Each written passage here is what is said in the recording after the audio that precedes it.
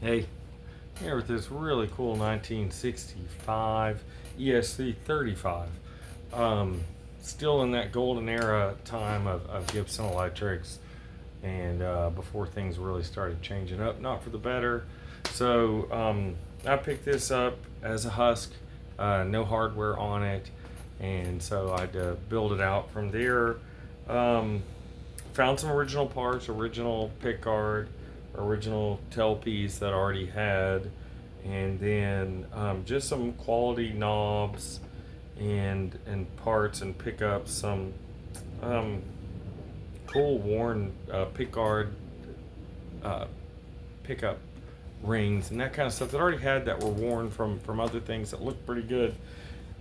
Um, Really nice nickel bridge, that kind of stuff, and then just relicked it to match the rest of the guitar. Someone had already put a jack plate here.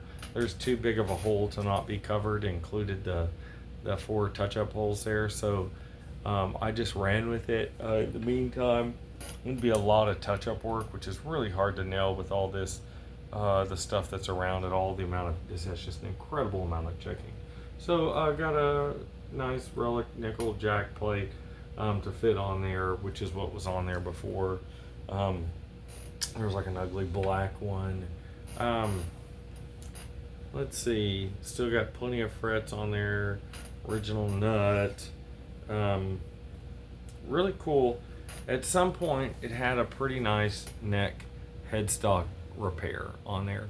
Whoever did it, I'm not sure what all is under there, but they added a maple veneer or maple back strap on there, which is something I would already do. This one's so old that it's very checked. The finish is all checked up on there, and kind of runs out here and wore off in this playable neck area. I know some of these have dark necks on them, but I'm pretty sure somebody just oversprayed the whole neck. I could be wrong.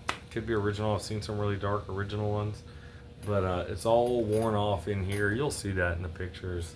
It had already been reamed out for Grover Rotomatics, but instead of filling all those back in, they had all of the impressions in the top of the face of the headstock from those rings in there, but some really good checking on the face of it. So instead of trying to fix that all, which is really hard to do without refinishing it, or a whole bunch of drop fills, and then it's very noticeable between this natural old checking here and the other ones.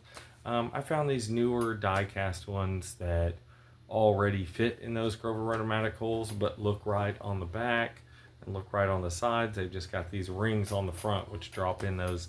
If you've ever dealt with these, that when they do those Grover Rotomatics, those washers on the front eventually sink down into that lacquer, and there's just this impression of a ring, over half an inch, maybe a 7/8, something like that. No, it's not 7/8, but a pretty good size, as you can see. A big old ring. If you just put those little ferrules back in there, there's this giant finish halo around it. So I went with that on there, but really cool. I'm not an electric player. I'm gonna play it just a little bit, but frets have been dressed. It plays all new, clean electronics, all that kind of stuff.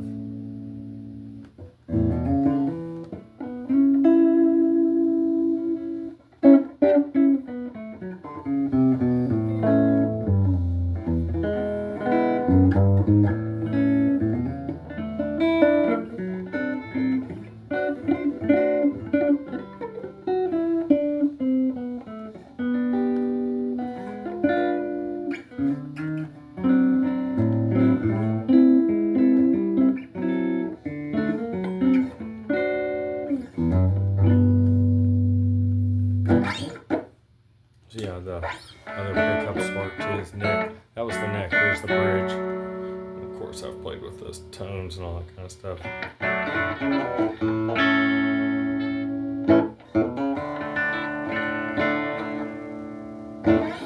So yeah, there it is. Everything's super playable up here. I'm not a lead player.